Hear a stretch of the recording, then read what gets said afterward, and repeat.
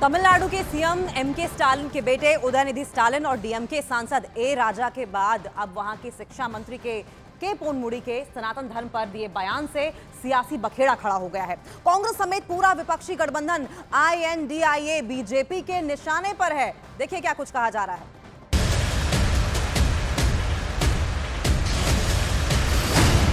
सनातन धर्म पर और बढ़ा विवाद, दक्षिण से उत्तर तक सनातन पर संग्राम।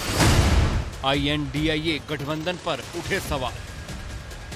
पहले तमिलनाडु के सीएम एमके स्टालिन के बेटे उदयनिधि स्टालिन ने धर्म की तुलना डेंगू मलेरिया से की। डेंगू काய்ச்சல் மலேரியா கொரோனா இதையெல்லாம் நம்ம எதிர்க்க கூடாது, ஒழித்து கட்ட வேண்டும்.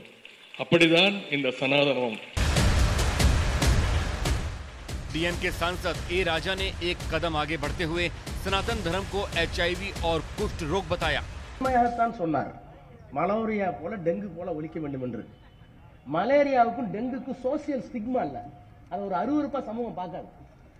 அருவருவாக பார்க்கிற ஒரு சனாதனத்தை சொல்லணும்னா முறைப்படி ஒரு காலத்துல தொழுநோய் இருந்தது।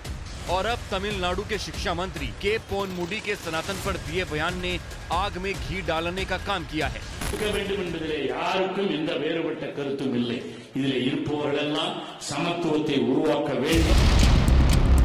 ये तीनों वो चेहरे हैं जिनके बयान से देश में इन दिनों सियासी घमासान मचा हुआ है, जिसकी शुरुआत तमिलनाडु के सीएम एमके स्टालिन के बेटे उदयनिधि स्टालिन ने की और फिर सनातन धर्म का अपमान करने का कारवां बढ़ता चला गया। लेकिन तमिलनाडु सरकार में मंत्री के पोनमुडी के बयान ने आईएनडीआईए गठबंधन की मुसीबतें बढ़ा दी हैं। पोनमुडी का दावा है कि आईएनडीआईए गठबंधन की स्थापना सनातन धर्म के खात्मे के लिए हुई है और गठबंधन आईएनडीआईए में बाकी मुद्दों पर मतभेद हो सकता है, लेकिन सनातन विरोध पर कोई मतभेद नहीं है। இந்தியா எங்களுக்குள் கருத்து வேறுபாடுகள் இருக்கலாம், ஆனால் இந்த சனாதனத்தை எதிர்க்க வேண்டும் என்பதிலே யாருக்கும் எந்த வேறுபட்ட கருத்தும் இல்லை। இதிலே இருப்பவர்களெல்லாம் சமத்துவத்தை உருவாக்க வேண்டும், மத இன சிறுபான்மை சமுதாயத்தை காப்பாற்ற வேண்டும், ஆண் பெண் சமத்துவத்தை காப்பாற்ற வேண்டும், இந்த சமூக சிந்தனையோடு இந்த இயக்கத்தை உருவாக்க வேண்டும் என்பதுதான் இன்று 26 கட்சிகள் உருவாக்கி இருக்கிற இந்த இந்தியா கூட்டணியினுடைய நோக்கம்। அவை வந்திருக்கிற நீங்கள் எல்லாம் सनातन धर्म पर डीएमके नेताओं की तरफ से लगातार हो रही बयानबाजी से बीजेपी कांग्रेस समेत समूचे विपक्ष पर हमलावर है और इसे कांग्रेस की सोची समझी रणनीति का हिस्सा बता रही है। जो वहां के शिक्षा मंत्री ने कहा है वो एक सच्चाई है और इनका हिडन एजेंडा है सनातन धर्म का विरोध करके वोट बैंक की पॉलिटिक्स करना, और इस पूरी प्रक्रिया में ये लोग बहुत दिन से लगे हुए हैं।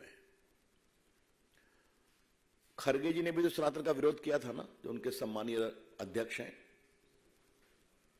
क्या उन्होंने अपने पुत्र के बारे में कोई टिप्पणी किया?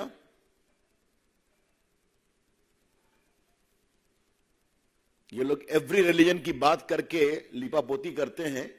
मैं कांग्रेस पार्टी से पूछता हूं और इस गठबंधन से पूछता हूं, क्या किसी और आस्था के देवों का आलोचना करने का इनका अधिकार है? इनकी हिम्मत है? कर पाएंगे क्या है? हम सभी आस्थाओं का सम्मान करते हैं, सभी आस्थाओं के जो ईश्वर हैं जिनको मानते हैं हम सबों का सम्मान करते हैं, और ये वोट बैंक के लिए दूसरे पर तो चुप हो जाते हैं और सनातन का खुलकर विरोध करते हैं। सनातन धर्म के खिलाफ डीएमके नेताओं के बयान से देश भर के साधु संतों में गुस्सा है।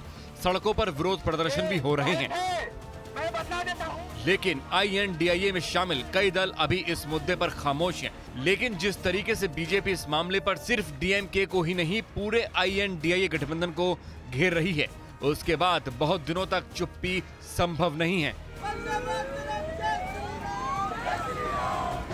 तो सनातन धर्म को लेकर सियासी संग्राम छिड़ा हुआ है और ये संग्राम अब और ज्यादा व्यापक होता जा रहा है, प्रदर्शन में तब्दील होता जा रहा है। सनातन पर विवादित बयान के बाद ये मुद्दा लगातार गर्माता जा रहा है। अब आपको हम एक बार सिलसिलेवार तरीके से इस पूरे विवाद की क्रोनोलॉजी समझाते हैं कि कब कैसे क्या हुआ, कैसे इसकी शुरुआत हुई। सबसे पहले देखिए, डीएमके नेता उदयनिधि स्टालिन ने सनातन की तुलना बीमारी से कर दी, लेकिन उसके बाद उन्होंने सनातन के विरोध नहीं बल्कि इसके खात्मे की भी बात की और फिर डीएमके नेता ए राजा ने सनातन को सामाजिक कलंक बता दिया और ये सिलसिला यही नहीं थमा। इसके बाद ए राजा ने सनातन की तुलना एड्स और कुष्ठ रोग जैसी गंभीर बीमारी से भी कर दी।